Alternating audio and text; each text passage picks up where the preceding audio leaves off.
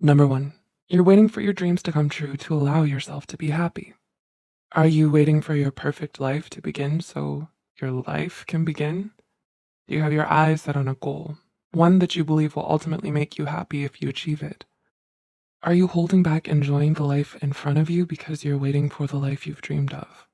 We should all have some goals to work hard and strive towards, but they shouldn't become a barrier to our happiness.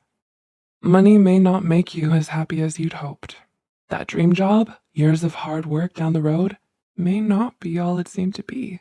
Life is unexpected, so it's best to enjoy what you have in front of you and the journey towards your dreams in the process, instead of letting your dreams be the only world in which you can imagine a happy you. Number two, you work to fulfill only your materialistic desires. Do you look for happiness in materialistic goods? Is it the next iPhone, purse, or car that will make you happy? Well, those feelings of happiness only last for so long. The thing is, people get used to new items pretty quickly. Sooner or later, you buy that dream car, purse, or phone, it will just be another means of transportation, another item in your closet, a dusty phone you can't seem to get working. And then there will be something new you set your sights on. Then the process just repeats. Want, buy, with only a few brief moments of happiness in between. But these moments just feel lesser and lesser the more you resort to just buying a new item to gain some happiness. Focus on your values instead. At the end of your life, will you be looking back at all the phones you bought or all the friendships you made and experiences you lived?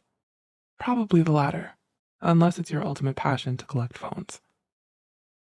Hey Psych2Goers, have you ever wanted to reduce stress and improve sleep? Or maybe boost your metabolism and find balance in your body and mind?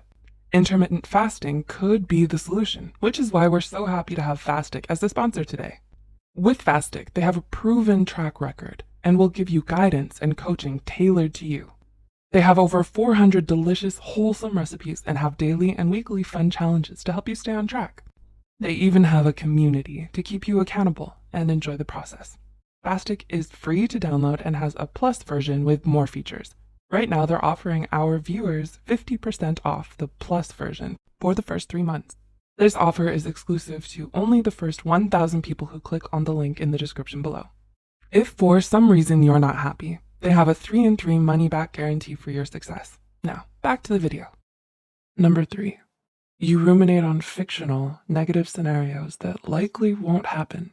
Do you ruminate on imaginative scenarios, often about the worst case possible, leaving you feeling anxious and mentally drained? Well, it's good to first recognize when you've drifted off into a worrisome realm of anxious imagination and take a step back. This may be difficult at first, but the more you recognize when you're drifting off into ruminating about something that's not rooted in fact, but instead simply negative scenarios that are fiction, you may have an easier time of letting go of that worry. Tell yourself that this is just your imagination running a bit wild, that you may often jump to the worst scenario first, when likely everything will be fine.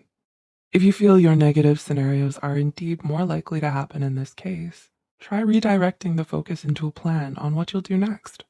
Redirect the focus somewhere else by doing another task that requires a good amount of thought. Number 4. Blaming yourself for something that's out of your control. Do you often blame yourself for everything that goes wrong in your life? It's important that we all step back and recognize when we have no control in a situation and that it's not our fault. Blaming ourselves often takes so much energy it can leave us feeling miserable. When you feel blame arising, remind yourself of whether or not you had any real fault. We can't have control over everything. So working towards recognizing when we're not wrong is a great first step in the right direction. Once you've realized you're not at fault, redirect your attention onto something you love and appreciate. Engage in those activities that make you smile. It may just get your mind off your worries and onto something that makes you happy. Number 5. You're holding on to grudges or anger. Are you currently holding on to any grudges? Do you hold anger in your heart? When this happens, it's best to move towards letting go of this anger rather than holding on to it and hoping something changes.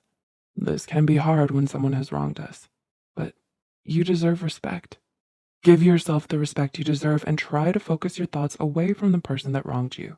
Determine if there'll be one who will stay in your life or one you'll move on from. Then forgive or let go of the anger and let the respect for your well being fill that spot. And number 6, judging yourself too harshly. Do you judge yourself a little too harshly? It's time to give yourself a break. You're only human after all. A good step towards correcting this harmful behavior is to recognize that while you may think something horrible about yourself, it's not true. It's simply a thought. You can choose whether or not you believe it. Another great tip is to sometimes replace any reoccurring negative judgments with a positive thought, even if you don't believe it yet. Even if you're not the perfect self you believe you should be, which no one is, by the way. You deserve respect and love. Treat yourself how you would treat your most loved friend or family or pet. Would you ever say those harsh things to your dog if he was having a hard time? I think not. Yes, everyone's circumstances are different, and it may be more difficult for some than others. But recognizing you're not in a healthy place gives you a chance to seek out help that you may need. If these feelings of misery persist, it's best to seek out help from a therapist or counselor.